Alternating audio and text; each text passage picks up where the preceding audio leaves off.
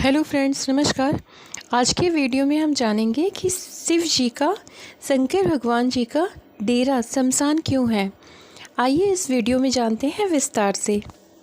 जीवन और मृत्यु के कुछ बुनियादी पहलुओं के सहारे आपकी मृत्यु को अमरता में बदलने का रहस्य जानें।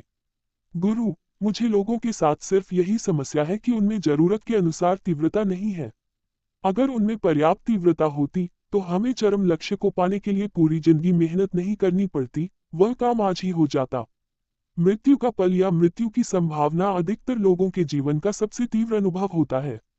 उनमें से अधिकांश लोग तीव्रता के उस स्तर को अपने जीवन काल में कभी महसूस नहीं कर पाते। उनके प्रेम में, उनकी हंसी में, उनकी खुशी में, उनके आनंद में, उनके दुख में किसी भी स्थिति में वैसी तीव्रता नहीं होती। इसी वजह से शिव शमशान या कायांत में जाकर बैठते और इंतजार करते हैं। काया का अर्थ है शरीर और अंत का मतलब है खत्म होना। कायांत का अर्थ है जहां शरीर खत्म हो जाता है, न कि जहां जीवन खत्म होता है। अगर आप अपने जीवन में केवल अपने शरीर को ही जानते हैं, तो जिस पल आप शरीर छोड़ते हैं, वो पल आपके जीवन का सबसे तीव्र पल बन जाता है। अगर आप अपने शरीर के परे कुछ जानते हैं, तो शरीर का छोड़ना बहुत महत्वपूर्ण नहीं रह जाता। जिस किसी ने भी ये पहचान लिया है कि वह कौन है और क्या है, उसके लिए कायांत उतना बड़ा पल नहीं होता। वह सिर्फ जीवन का एक और पल है, बस। लेकिन जिन्होंने सिर्फ एक स्थूल शरीर के रूप में जीवन जिया है, जब उन्हें शरीर के रूप में सब कुछ छोड़ना पड़ता है, तब वह पल बहुत ही तीव्र होता है। अमरता हर किसी के लिए एक स्वाभाविक स्थिति है। नश्वरता एक गलती है। ये जीवन के बारे में गलत समझ है। स्थूल शरीर का कायांत निश्चित रूप से आएगा। लेकिन अगर आप सिर्फ एक काया न बनकर जीव बन जाएं, अगर आप सिर्फ एक जीवित शरीर नहीं बल्कि एक जीवित प्राणी बन जाएं, तो अमरता आपके लिए एक स्वाभाविक स्थिति होगी। आप नश्वर हैं या अमर, ये केवल आपकी समझ पर निर्भर करता है। इसके लिए अस्तित्व में किसी बदलाव की जरूरत नहीं है। लोगों के साथ सिर्फ यही समस्या है कि उनमें जरूरत के अनुसार तीव्रता नहीं है। अगर उनमें पर्याप्त तीव्रता होती तो हमें चरम लक्ष्य को पाने के लिए पूरी जिंदगी मेहनत नहीं करनी पड़ती, वह काम आज ही हो जाता। इसी कारण ज्ञान प्राप्ति को आत्मा अनुभूति के रूप में देखा जाता है, किसी उपलब्धि के रूप में नहीं। अगर आप उसे देख सकते हैं तो वह आपके लिए उपलब्ध है। अगर आप उसे नहीं देख सकते तो वह आपके लिए उपलब्ध नहीं है। ये बात केवल अनुभव की है। इसके लिए किसी बुनियादी अस्तित्व संबंधी बदलाव की जरूरत नहीं। अगर आप केवल अपनी इंद्रियों का ही नहीं बल्कि अपनी प्रज्ञा का भी इस्तेमाल करते हैं, तो आप सिर्फ काया ही नहीं बल्कि जीव को भी जानते हैं, और आप स्वाभाविक रूप से अमर हैं, शाश्वत हैं। आपको अमरता पाने के लिए प्रयास करने की जरूरत नहीं, आपको बस इसे समझने की जरूरत है। इसलिए शिव ने शमशान को अपना डेरा बना लिया। शम का मतलब शव से और शान का मतलब शयन या बिस्तर से है। जहां शव पड़े होते हैं वहीं वह रहते हैं, क्योंकि उन्हें पता था कि जीवित लोगों के साथ काम करना समय की बर्बादी है। आप लोगों को तीव्रता की उस सीमा तक नहीं ले जा सकते जो जरूरी है। उन्हें थोड़ा और तीव्र बनाने के लिए बहुत तरकीबें लगानी पड़ती है। अगर आप सिर्फ एक काया न बनकर जीव बन जाएं, अगर आप सिर्फ एक जीवित शरीर नहीं बल्कि एक जीवित प्राणी बन जाएं, तो अमरता आपके लिए एक स्वाभाविक स्थिति होगी। दो बुनियादी शक्तियां। तीव्रता इसलिए नहीं उठती क्योंकि आपने जीवित रहने की भावना को सबसे अधिक महत्व दे दिया है। इस शरीर में दो बुनियादी इच्छाएं हैं। एक है जीवित रहने की भावना, दूसरी असीम बनने की चाह। अगर आप जीवित रहने की भावना को प्रबल बनाते हैं तो जीवन की गति मंद हो जाती है, क्योंकि जीवित रहने का मतलब बिना जोखिम लिए सुरक्षित चलना है। अगर आप असीम होने की चाह को प्रबल बनाते हैं, अगर आप असीमित विस्तार चाहते हैं, और अगर आपकी सारी ऊर्जा उसी पर लगी हुई है, तो आपके जीवन में पूर्ण तीव्रता होगी। हमारे जीवन में अधिक जागरूकता और बुद्धिमत्ता आ गई है।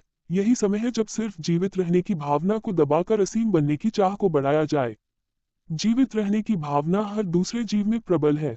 विकास के चरणों को तय करते हुए मनुष्य बनकर हमारे जीवन में अधिक जागरूकता और बुद्धिमत्ता आ गई है। यही समय है जब सिर्फ जीवित रहने की भावना को दबाकर असीम बनने की चाह को बढ़ाया जाए। इन दोनों ताकतों में से एक हमेशा आपके अंदर तीव्रता को बढ़ाने की कोशिश करती है और दूसरी हमेशा आपको सुस्त बनाने की कोशिश करती है।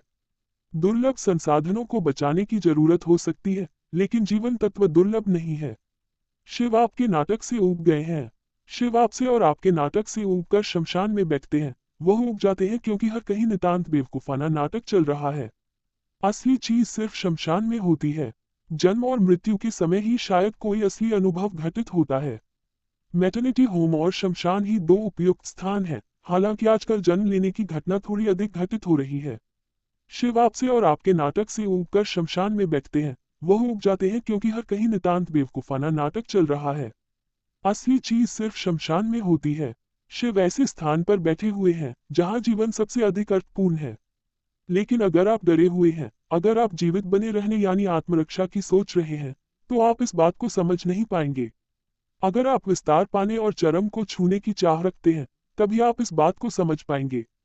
वह उन लोगों में दिलचस्पी नहीं रखते जो जीवित बने रहना चाहते हैं। गुजर बसर करने के लिए आपको बस 4 हाथ पैर और दिमाग की कुछ सक्रिय कोशिकाओं की जरूरत होगी।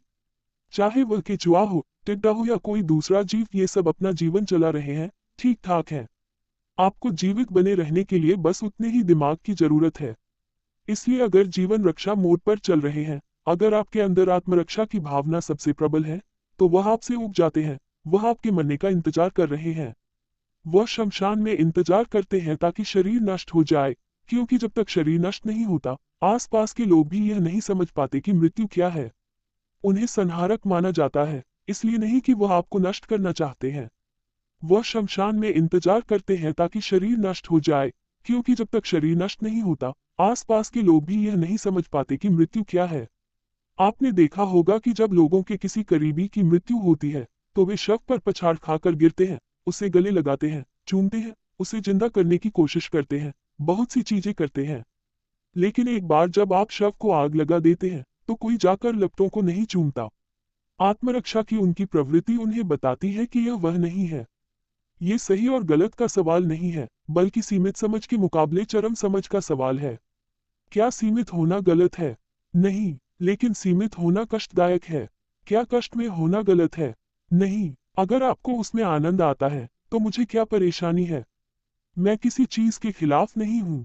मुझे सिर्फ ये पसंद नहीं है कि आप जाना एक दिशा में चाहते हैं लेकिन जाओ उसके विपरीत दिशा में रहे हैं।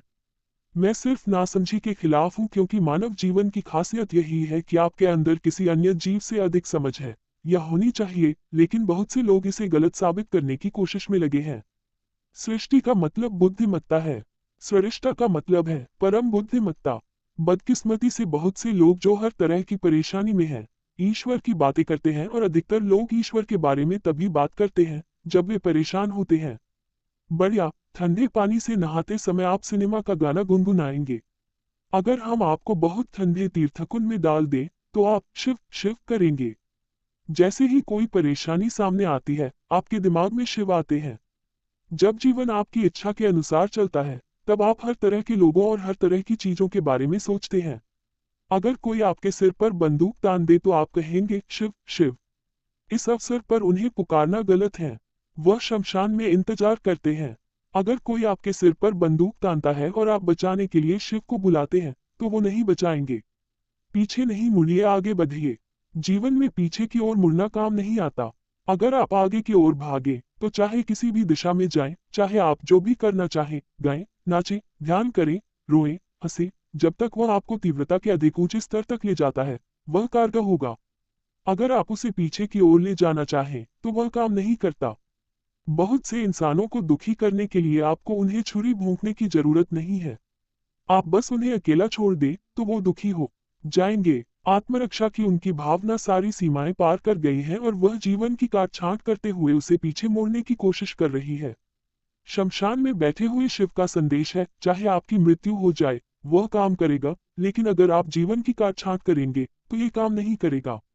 आप जीवन की काट छांट करते हैं या जीवन को घटित होने देते हैं, यह इस पर निर्भर नहीं करता कि आप क्या करते हैं और क्या नहीं, बल्कि इस पर निर्भर करता है कि अभी आपकी जीवन प्रक्रिया कितनी जोशीली और तीव्र है। अगर आप बेकार की चीजों में तीव्रता ला सकते हैं, तो वह भी काम करेगा। ये प्रश्न नहीं है कि आप जो करते हैं वो उपयोगी है या नहीं। अगर आप बेकार की चीजों में तीव्रता ला सकते हैं, तो वह भी काम करेगा। लेकिन आप जो भी करते हैं, उसमें आपको अर्थ की जरूरत होती है। जब तक वह काम सार्थक ना हो, उपयोगी ना हो, आप अपने आप को उसमें नहीं झोंक सकते। उस संदर्भ में सार्थकता और उपयोगिता महत्वपूर्ण है, वरना सार्थकता और उपयोगिता मुख्य रूप से मनोवैज्ञानिक चीजें होती हैं। वे प्रेरणा देते हैं, वे खोए में एक अंत नहीं है।